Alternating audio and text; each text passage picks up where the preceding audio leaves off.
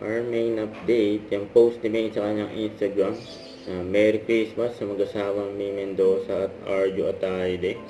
Ito pa yung picture nila May at Arjo and mga kasama nila dyan sa bahay nila. And siyempre hindi mawawala ang regalo. May pag-gift pa nga sila May at Arjo dyan sa mga kasama nila. Yun, kay Kuya Edwin saka sapatos. Yan, ganyan ka-generous sila May at Arjo. Yan, sa mga nakasama nila dyan sa bahay.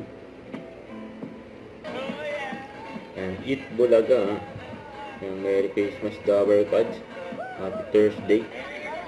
Interpretation. Meaningful talaga ang Christmas po. Kaya sana kayo din mga Dower Cats, meaningful lang inyong mga kapaskuhan. At sana nakapag-bonding kayo kasama ang inyong mga pamilya.